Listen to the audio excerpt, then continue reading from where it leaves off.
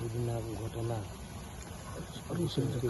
যেটা ঘটনা কৰিছে বিজয় যিটো আন্দোলন কৰা সময়ত দুজন প্ৰাণ যাবলগীয়া হৈছে। তাৰ কাৰণে দুখ প্ৰকাশ কৰিছোঁ আৰু ভগৱানৰ পৰা মই প্ৰাৰ্থনা কৰিছোঁ তেওঁলোকৰ বুদ্ধি আত্মাটো যাতে চিৰদিনলৈকে শান্তি থাকে। আৰু লগতে মই কাৰ্বি আংলং অঞ্চলৰ তৰফৰ পৰা যি সহায়িতা কৰিব লাগে মই সহায়িতা কৰিছোঁ। তেওঁলোকৰ ডেড বডি ঘৰলৈকে মই পঠাই দিয়া হৈছে আৰু মই তেখেতসকলৰ যিটো শ্ৰাদ্ধ হ'ব মেমৰিয়েল ছাৰ্ভিচত মই নিজেও যাম।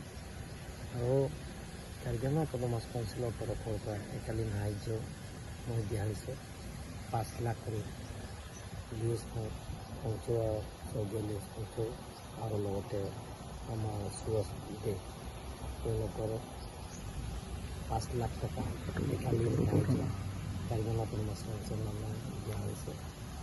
আৰু যিবিলাকৰ বজাৰৰ ক্ষতি কৰা ঘৰ ভাঙিছে পৰিয়ালত তেখেতসকলক মই কাৰ্বি আংলং অট'নমাছ কাউন্সিলৰ পৰা যি সহায়িতা কৰিব লাগে আমি সহায় কৰি আৰু এতিয়াও সহায় কৰি আছোঁ।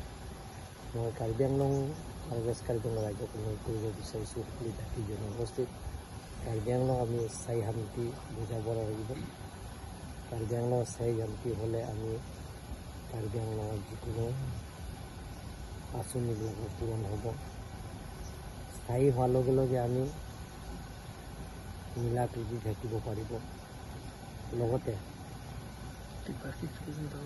যিবিলাকৰ সমস্যাবিলাকৰ আলাপ আলোচনা কৰি সমস্যাবিলাকৰ সমাধান কৰিব পাৰিম। অহাকালি আমি তেখেতসকলৰ লগত যিটো আন্দোলন কৰিছে তেখেতসকলৰ লগত আলাপ আলোচনা কৰা হ'ব।